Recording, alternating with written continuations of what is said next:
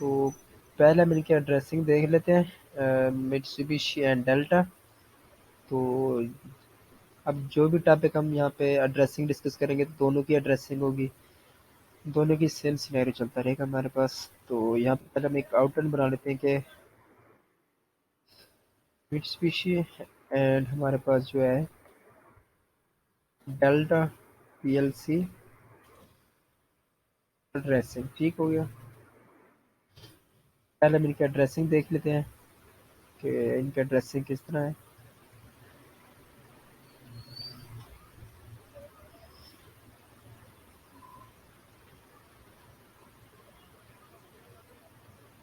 ठीक है, तो यहाँ इसकी मैं सेटिंग कर लूँ। ठीक है। अच्छा, तो Mitsubishi and delta PLC addressing में जो इनपुट है उसको हम रिप्रेजेंट करते हैं एक्स से, और जो आउटपुट है उसको हम रिप्रेजेंट करते हैं वाई से। ठीक है। और इसी तरह अगर जो मेमोरी है उसको रिप्रेजेंट करते हैं हम एम से। ठीक है। बैकएंड पे किसी की वॉइस आ रही है, काशिफ इसको म्यूट कर दें। ठीक है। मेमोरी को रिप्रेजेंट करते हैं एम से, और ये तो हमारे तीन इनपुट आउटपुट मेमोरी हो गया है। उसके बाद हमारे पास आते हैं टाइमर्स। ठीक है। तो टाइमर्स जो है इनको हम रिप्रेजेंट करते हैं टी से। ठीक है। इस तरह जो काउंटर्स हैं इनको हम रिप्रेजेंट करते हैं सी से, और जो रजिस्टर हैं, ठीक है, इनको हम रिप्रेजेंट करते हैं डी से।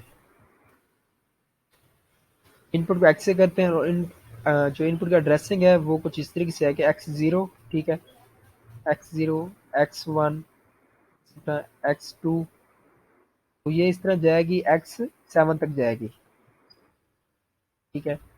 एक्स सेवन तक जाने के बाद इसमें एक्स एट और एक्स नाइन और टेन ये इंक्लूड इसमें नहीं है। ठीक है।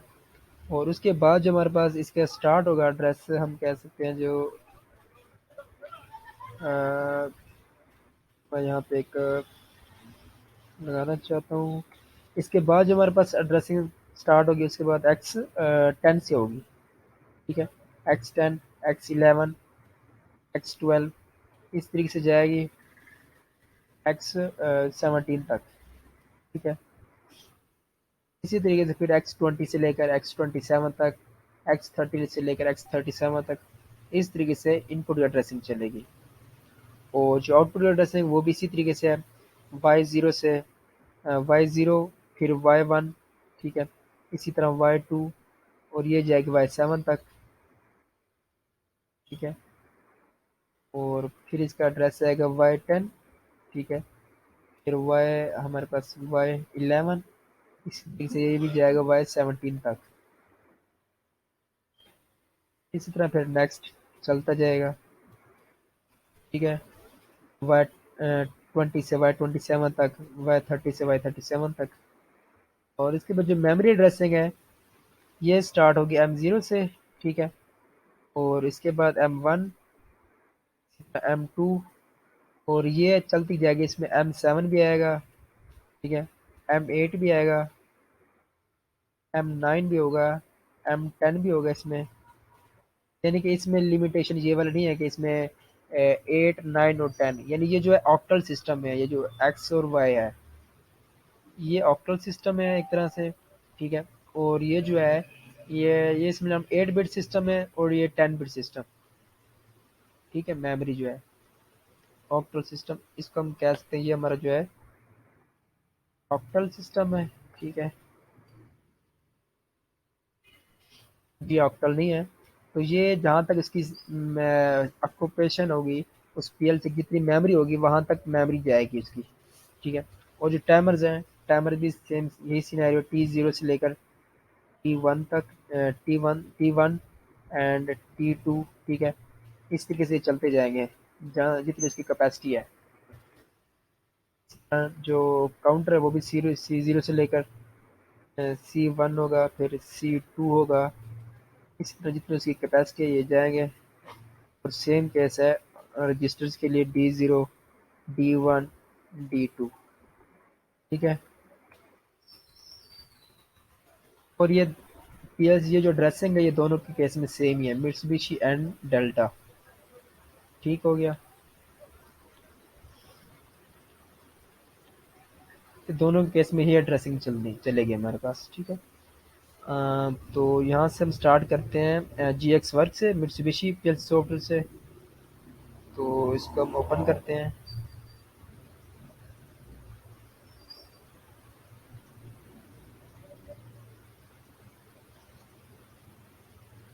बहुत ही सिंपल प्रोग्रामिंग है इन दोनों की, और दोनों की एग्जैक्टली सेम है, मे बी 5 to 10% डिफरेंस हो।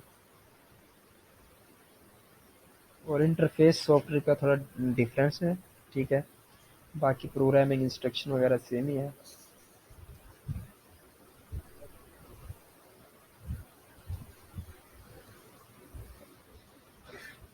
तो ये इंटरफेस है मित्सुबिशी पल्स सॉफ्टवेयर का GX2 का। तो यहाँ से हम न्यू प्रोजेक्ट क्रिएट करते हैं, और यहाँ पे अपनी पीएलसी की सीरीज सेलेक्ट करनी है। हमारे पास जो अवेलेबल पीएलसी है लैप एफ एक्स CPU है और FX2N है। ठीक है। तो मैं यही रहने देता हूँ।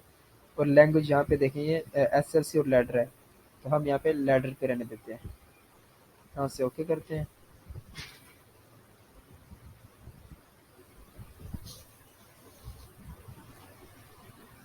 तो ये हमारा न्यू प्रोजेक्ट क्रिएट हो रहा है।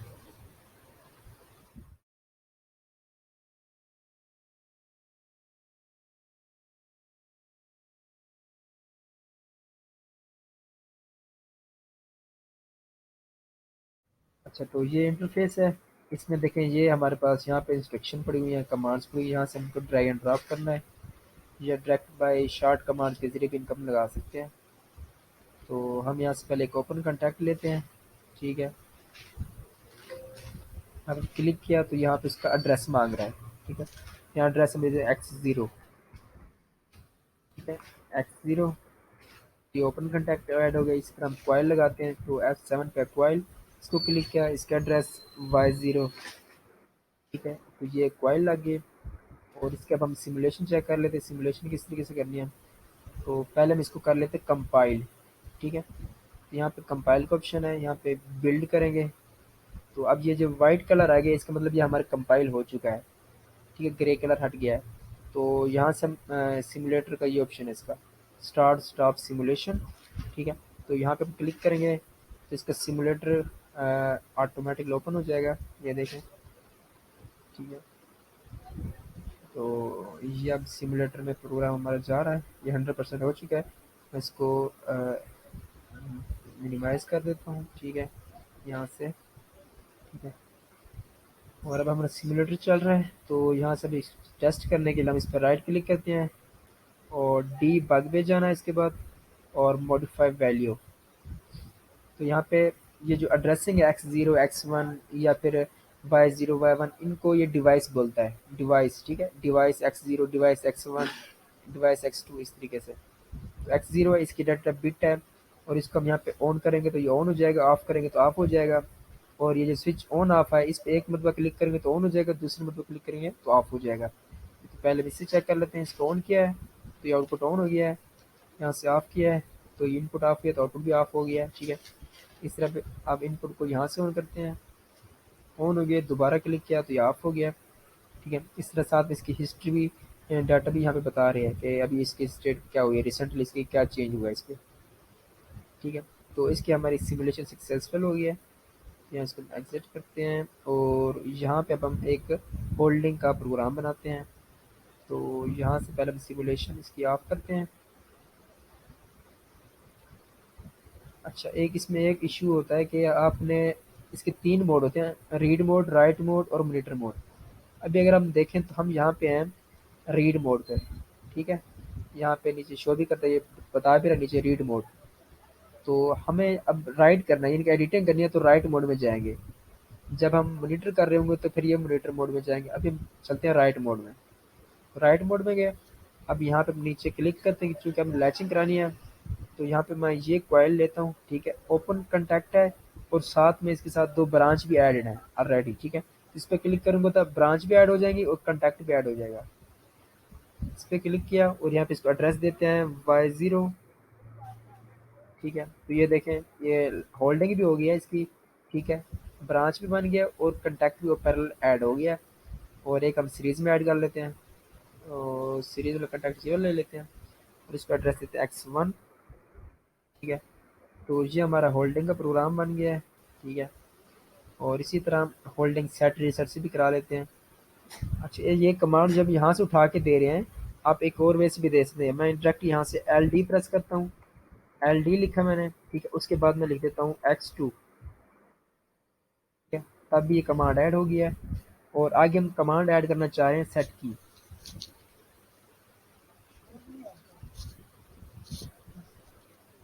तो यहाँ पे हम कमांड ऐड करेंगे सेट की, ठीक है। क्योंकि हम चाह रहे हैं कि X2 को जब ऑन करते हो सेट हो जाए, तो यहाँ पे हम सेट की कमांड लगाते हैं, ठीक है। और सेट हम किसको करवाना चाह रहे हैं, हम Y1 को करवाना चाहते हैं, तो Y1 को एंटर किया तो ये हमारे पास सेट Y1 आ गया।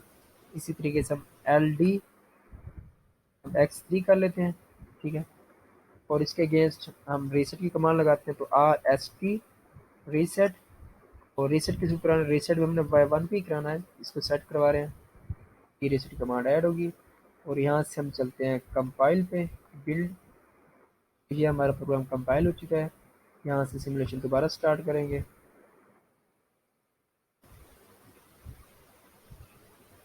ठीक है। तो ये हमारी सिमुलेशन हो चुकी है, ठीक है।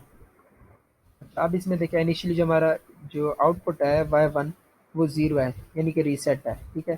तो ये रीसेट इसने ऑन किया हुआ है, यानी कि हमारी आउटपुट Y1 जो इनिशियली 0 है।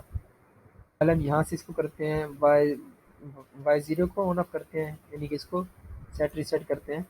तो X0 पे क्लिक किया, डीबग, मॉडिफाई वैल्यू, और यहाँ पे इसको हम करते हैं ऑन। ऑन करने पर जैसे इसको ऑफ किया है, ठीक है। अब इसको ऑफ भी कर दिया तो आउटपुट इसकी क्या है, देखिए तो ऑन ही है, ठीक है। इट मीन्स हमारी होल्डिंग हो गई है। और अगर हम यहाँ से X1 को चेंज करना चाह रहे हैं तो यहाँ पे X1 पे आए, ठीक है। और स्विच पे जाके इसको हम चेंज करते हैं। तो स्विच X1 को जब चेंज किया है तो आउटपुट ऑफ हो गया है। दोबारा इसको 0 भी कर दिया तब आउटपुट हमारी ऑफ ही है। इसी तरह आप हम ये टेस्ट कर लेते हैं सेट रीसेट पे। तो सेट के लिए जो इनपुट है वो X2 है, तो यहाँ पे आप X2 कर लेते हैं और इसका बंद करते हैं। तो अब ये हमारी आउटपुट जो है वो सेट हो गई है। इसको 0 भी कर दें तब भी हमारे आउटपुट सेट ही है, ठीक है। और अब हम X3 को जब बंद करेंगे तो आउटपुट हमारी रीसेट हो जाएगी। यहाँ से ऑन किया है तो आउटपुट रीसेट हो गया, आप भी कर दें तब भी आउटपुट हमारी रीसेट ही है, ठीक है। तो ये हमारा सिंपल एक होल्डिंग का प्रोग्राम था सेट रीसेट का, ठीक है। उसके बाद हम इस सिमुलेशन को ऑफ करते हैं, ठीक है। और उसके बाद हमारे पास आते हैं पॉजिटिव एज जो नेगेटिव एज, ठीक है। ये देख लेते हैं। यहाँ से मैं LD एंटर करता हूँ, LD X4। अब ये देखिए मैंने जब LD X4 एंटर किया है तो कहता है find completed, find another program के जो आपने, अब चूंकि हमारा जो है रीड मोड में है, ठीक है, तो इस वजह से ये सर्च कर रहा है। हम राइट मोड में नहीं, तो इस वजह से राइट नहीं कर रहा ये। तो पहले हम राइट मोड में चलेंगे यहाँ से, ठीक है। तो यहाँ से राइट मोड में गए। अब हम जो एडिटिंग करेंगे वो होगी यहाँ पे LD X4, ठीक है। तो ये हमारे ओपन कॉन्टैक्ट ऐड हो गया। अब इसके अगेंस्ट हम क्या करना चाह रहे हैं कि पॉजिटिव है जो नेगेटिव यूज़ करना चाह रहे हैं, राइजिंग पल्स या फिर फॉलिंग पल्स। पहले हम बल्कि ये देख लेते हैं कि हमारे पास ये इन्वर्स ऑपरेशन रिजल्ट है, पहले इसको यूज़ कर लेते हैं। जैसे पे क्लिक करें, क्लिक करने के बाद इसको ओके कर देंगे, ठीक है। तो ये इन्वर्स की ऑपरेशन यहाँ पे ऐड हो गया। आगे हम एक आउट लगा लेते हैं, OUT आउट मैंने लिखा। उसके बाद मैं लिख लेता हूँ Y2। ये हमारे पास क्वाइल ऐड हो गया, ठीक है। और इसी तरह हम पल्स से जो राइजिंग पल्स भी लगा लेते हैं और फॉलिंग पल्स भी लगा लेते हैं। यहाँ पे राइजिंग पल्स ऐड किया, ठीक है। राइजिंग पल्स को हम एड्रेस देते हैं x5, ठीक है। और इसके अगेंस्ट हम किसी आउटपुट को सेट करवा लेते हैं, लेट्स से SET सेट, और साथ में y3 को हम सेट करवा लेते हैं, ठीक है। तो y3 से सेट हो जाएगा, और नेगेटिव पल्स से हम इसको करा देंगे रीसेट, यानी कि फॉलिंग पल्स से। तो यहाँ पे हम इसको एड्रेस दे देते हैं x6, ठीक है। और यहाँ पे RST रीसेट y3, ठीक हो गया। और इसको हम यहाँ से कंपाइल कर लेते हैं, और यहाँ से दोबारा सिमुलेशन ऑन की,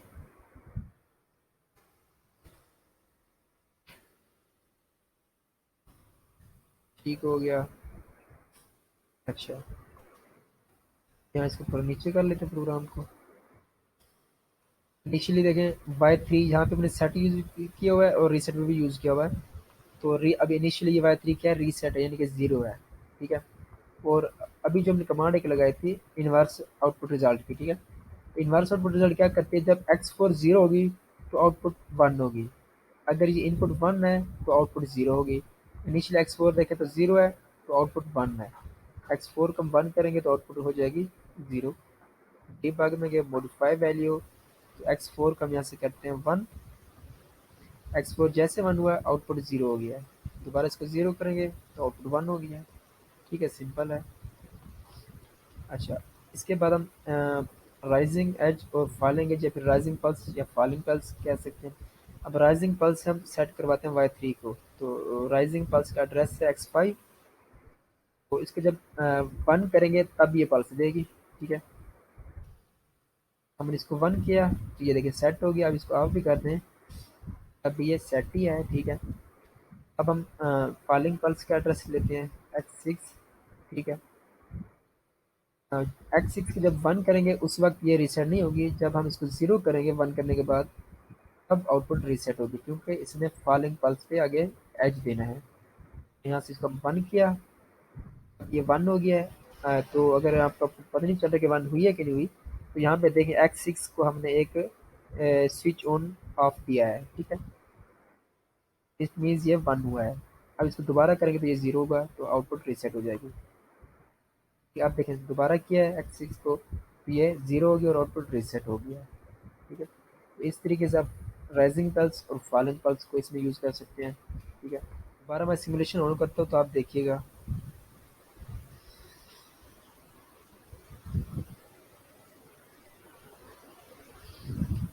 अच्छा, अब ये सिमुलेशन ऑन है हमारी, ठीक है। अब ये जो हमने ये मतलब कमांड लगाई है, ये हमने यहाँ से उठाई है, ये वाली, ये इनवर्स ऑपरेशन रिजल्ट, यानी कि जो हम इसके इनपुट देंगे ये उसको इन्वर्ट करके आउटपुट को देगी। अब इनपुट x4 पे हमने 0 दिया हुआ है, तो ये इसको इन्वर्ट करके यानी कि 1 करके आउटपुट को दे रही है। अगर हम x4 पे 1 देंगे तो इन्वर्ट कर देगी इसको, यानी कि 0 कर देगी और आउटपुट को भी 0 कर देगी, ठीक है। तो ये इस कमांड का इनके फंक्शन इसी तरह है। x4 की जब 1 करेंगे, ऑन करता हूँ मैं इसको, ठीक है। ऑन किया तो आउटपुट ऑफ हो गया है, ठीक है। अगर इनपुट को ऑफ करूंगा तो आउटपुट ऑन हो जाएगी, यानी कि इन्वर्ट करते रहेगी ये, 0 होगा तो 1 कर देगी, 1 होगा तो 0 कर देगी, ठीक है। और जो राइजिंग एज और फॉलिंग एज है, राइजिंग एज हम कहते हैं 0 से 1 अगर किसी की ट्रांजिशन हो रही है उसको कहते हैं राइजिंग एज। अगर किसी बिट की ट्रांजिशन हो रही है 1 से 0 उसको कहते हैं फॉलिंग एज, ठीक है। अगर इसको राइजिंग एज फॉलिंग एज दोबारा हम चेक कर लेते हैं, ये देखें अब x5 को मैंने किया, अब x5 पे हमने यूज़ किया है राइजिंग एज, तो ये इस सेट को तब पल्स देगा जब हम 0 से 1 करेंगे। इनिशियल चूंकि ये 0 है, अब जब इसको 1 करेंगे तब ये पल्स देगा। इसको हम ऑन करते हैं, ये देखिए इसने पल्स दे और सेट कर दिया है, ठीक है। अब हम क्या करते हैं, ये जो हमारे पास है x6, ठीक है, x6 चलते हैं हम। जो x6 हमारा है ये फॉलिंग एज, तो ये इसको जब हम x6 इनिशियली 0 इसको जब 1 करेंगे तो ये होगा राइजिंग एज, उस टाइम ये पल्स नहीं देगा क्योंकि हमने किया फॉलिंग एज यूज़। तो जब x6 को 1 होने के बाद 0 करेंगे तब ये पल्स देके इसको रीसेट करेगा। इसको हम ऑन करते हैं, ऑन किया तब ये रीसेट नहीं किया, अब इसको ऑफ करते हैं, जब इसको ऑफ किया तब उसने पल्स दिया, तब इसने रीसेट कर दिया है। ठीक है, उम्मीद है कुछ ना कुछ समझ आ गया होगा। बाकी वो ठीक है, सिमुलेशन हम ऑफ करते हैं। अब दोबारा यहाँ से हम ऐड करते हैं एल डी और एक्स 7। ठीक है, अच्छा अब ये मैं रीड मोड में, यहाँ से हम पहले चलते हैं राइट मोड में, एल डी एक्स 7। ठीक है, और यहाँ पे अब मैंने ऐड करना है टाइमर। ठीक है, तो यहाँ पे मैं ऐड करूँगा T0। ठीक है, T0, T0 लिखने के बाद आगे अपने बताना टाइम। ठीक है, अब यहाँ पे जो टाइम लेगा ये लेगा 100 मिली सेकंड में। ये लग रहा है इसको 10 लिखेंगे, जो आप वैल्यू देंगे वो उसके साथ आप के लाजमी लिखना है, के 10। अगर 10 देना चाह रहे हैं तो इसका मतलब होगा 1 सेकेंड, 100 देंगे तो 10 सेकेंड होगा। ठीक है, ये इसका फॉर्मेट इसी तरीके से जब T0 हम टाइम यूज़ कर रहे हैं। ठीक है, तो उसके साथ के लाजमी लिखना है वरना वो वैल्यू सही नहीं लेगा या एरर देगा। तो यहाँ पे हम लिया T0 टाइमर लिया और के 10। ठीक है, 10 मल्टीप्लाई होगा 100 मिली सेकंड से, तो ये बन जाएगा 1 मिली सेकंड। तो यहाँ हम ले लेते हैं 50। ठीक है, के 50 यानी कि 5 सेकेंड। एंटर किया तो ये हमारे पास टाइमर ऐड हो गया। टाइमर की हमने कंटेक्ट को यूज़ भी करना है, तो यहाँ पे एल डी T0। ठीक है, ये टाइमर का कंटेक्ट ऐड हो गया यहाँ पे। अब इस टाइमर के जरिए आउटपुट ऑन करनी है, तो आउट लिख के आगे लिखते हैं Y4 लिख देते हैं। ठीक है, इस तरीके से हमने टाइमर लगा लिया। इसी के साथ हम काउंटर भी लगा लेते हैं, एल डी एल डी नहीं सॉरी, हम काउंटर लगा रहे हैं। हाँ ठीक है, पहले एल डी लगाएंगे, कंटेक्ट ऐड करेंगे X8। अच्छा X8 यहाँ पे नहीं होगा तो हम यहाँ पे क्या कर लगेंगे X10। ठीक है, एल डी X10। तो यहाँ पे हम अब ऐड करेंगे काउंटर C0। काउंटर ऐड किया और काउंटर को वैल्यू देंगे कांस्टेंट में कि कितने इसने काउंट करना है, के 3 देते हैं, यानी कि 3 तक ये काउंट करें। ठीक है, अब ये काउंटर लगा लिया। इसी तरह हम काउंटर का भी कंटेक्ट ऐड कर लेंगे, दैट से एल डी C0। ठीक है, एक काउंटर का कंटेक्ट ऐड हो गया, यानी जब काउंटर की वैल्यू मुकम्मल हो जाएगी 3, तो ये एक आउटपुट को ऑन करा देगा। वो आउटपुट का एड्रेस है वो हम दे देते हैं Y5। ठीक है, तो ये हमने यहाँ से जब काउंटर ऑन होगा तो C0 ऑन होगा, इस तरह आउटपुट ऑन हो जाएगी। और इसी तरह अगर हम यहाँ से इसको फिर रीसेट भी करवाना होता है तो उसके लिए हम एल डी कंटेक्ट ऐड करके X11। ठीक है, और इसके अगेंस्ट हम रीसेट करवा लेते हैं इसी काउंटर को, RST C0। ठीक है, ये हमने एक प्रोग्राम बनाया है, इसका हम यहाँ से कंपाइल करते हैं। कंपाइल हुआ, यहाँ से सिमुलेशन ऑन की।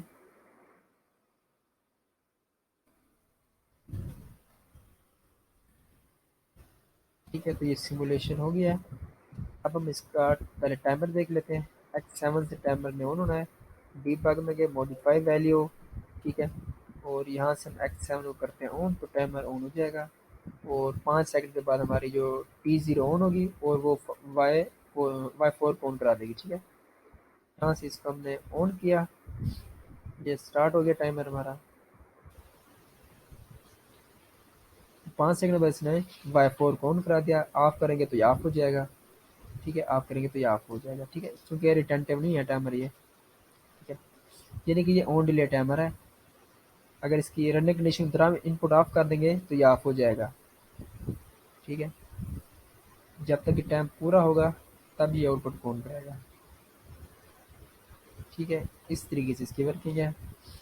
और जो काउंटर है वो हमारा X10 से इनपुट ले रहा है, तो यहाँ पे हम X10 ले लेते हैं। ठीक है,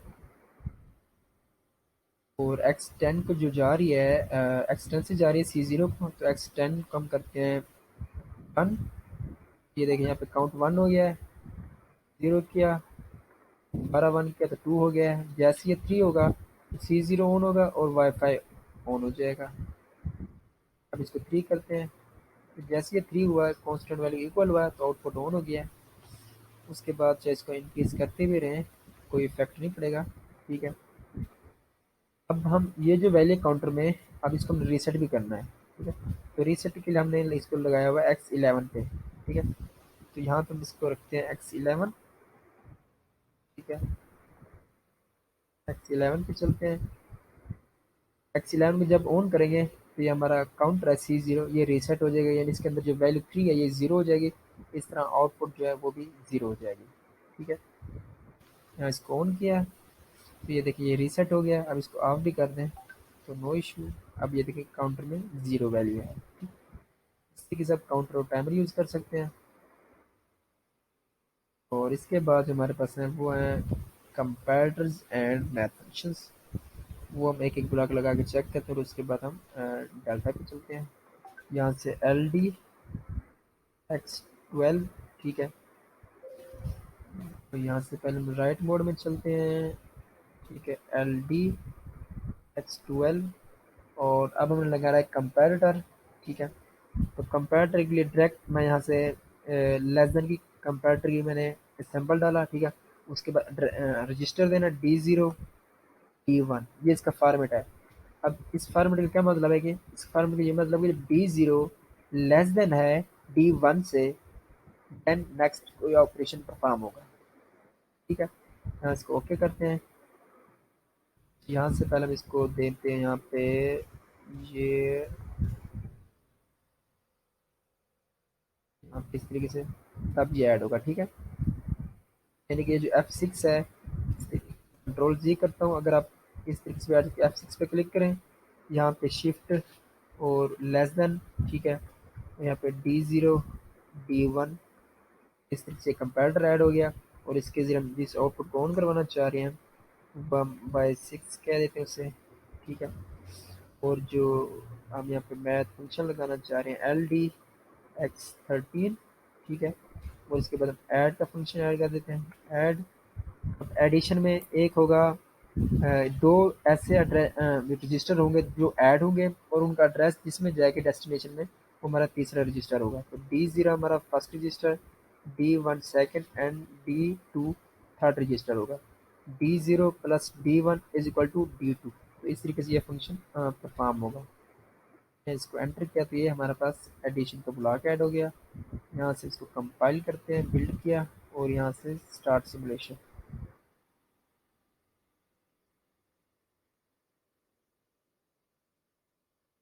ये सिमुलेशन ऑन हो गया है। तो यहाँ से हम अब देखते हैं इसको कंपैरेटर को। ठीक है, कंपैरेटर तब इनेबल होगा जब ये इनपुट इनेबल होगी, वरना ये वर्क नहीं करेगा। ठीक है, तो पहले हम X12 को 1 करते हैं, ऑन किया। और उसके बाद हम क्या करना चाह रहे हैं कि जब जी D0 लेस देन हो D1 से, तो D1 को हम इंक्रीज कर लेते हैं, तब ये हमारी कंडीशन ट्रू होगी और आउटपुट 1 हो जाएगी। तो D1 हमें कैसे करना है, तो यहाँ पे हम लिख देते हैं D1 लिख के एंटर किया। यहाँ पे देखिए नीचे वैल्यू का एम्प्टी बॉक्स आ गया। तो यहाँ वैल्यू देते हैं 5 लेट से और सेट पे क्लिक करेंगे। ये देखें 5 चली गई वैल्यू D1 को। तो D0 में 0 है, 0 लेस देन 5, कंडीशन ट्रू है, तो आउटपुट 1 हो गया। ठीक है, इस तरीके से कंपैरेटर यूज़ हो गया। और अगर हम इसको यूज़ करना चाहिए एडिशन ब्लॉक को, तो यहाँ पे हम पहले X13 को ऑन करेंगे। ठीक है, X13 को ऑन किया। अब देखें D0 में चूँकि इनिशियली 0 है, ठीक है, और D1 में 5 है, तो 0 प्लस 5 5 हो गया। और इसी तरह अगर हम D0 की वैल्यू चेंज करना चाहें, D0 लिख के एंटर किया और यहाँ पे वैल्यू दे देते हैं हम 500। ठीक है, जैसे हमने 500 दिया है तो ये कंडीशन फॉल्स हुई, आउटपुट 0 हो गया है। लेकिन यहाँ पे जो 500 प्लस 5 इज इक्वल टू 505। ठीक है, तो ये हमारा एडिशन हो गया। ठीक है, इस तरीके से आप मैथ फंक्शन और कंपैरेटर यूज़ कर सकते हैं। अगर दो कंपैरेटर एट टाइम यूज़ करने हो, less than or equal to comparator use करना हो, तो उसको कैसे करेंगे। तो यहाँ पे गए, इसी के साथ हमने लेस देन के साथ हम इक्वल टू का सिंबल डाल देना, ओके कर देना है। तो ये less than or equal to हो जाएगा कंपैरेटर। इसी तरह अगर ग्रेटर देन का डालना है तो यहाँ पे greater than or equal to डाल दें। ठीक है, इस तरह भी आप डालेंगे वो उसी तरीके से ये ऑपरेशन होगा। ये एडिशन भी इस तरीके से आप मल्टीप्लिकेशन का डाल सकते हैं, मल कर दें इनको। ठीक है, ये मल्टीप्लिकेशन होगी। इस तरीके से बाकी भी मैथ फंक्शन ऐड करेंगे। लेकिन एक चीज़ का ध्यान रखना है कि मल्टीप्लिकेशन डिवीजन में जो फर्स्ट दो रजिस्टर हैं, इनका जो रिजल्ट जाएगा वो नेक्स्ट टू रजिस्टर में जाएगा, एक रजिस्टर में नहीं जाएगा। जिस तरह हमारे पास D2 है, तो D2 और D3 को जब हम नेक्स्ट रजिस्टर यूज़ करेंगे तो D3 को हमने प्रोग्राम में यूज़ नहीं करना। अगर यूज़ करेंगे तो कहीं पे ओवरलैपिंग आ जाएगी। ठीक है, क्योंकि D0 16 बिट का है, D1 भी 16 बिट का है, तो दोनों मिल के 32 बिट के हो जाते हैं, जबकि D2 16 बिट का है। इस वजह से इन दोनों का रिजल्ट वो डालेगा 32 बिट में ही, और उसके लिए एक रजिस्टर D2 होगा और एक नेक्स्ट रजिस्टर हो जो कि D3 है। इसलिए अगर हम नेक्स्ट कहीं पर रजिस्टर यूज़ करना चाहते हैं तो D3 यूज़ नहीं करेंगे, D4 से स्टार्ट करेंगे।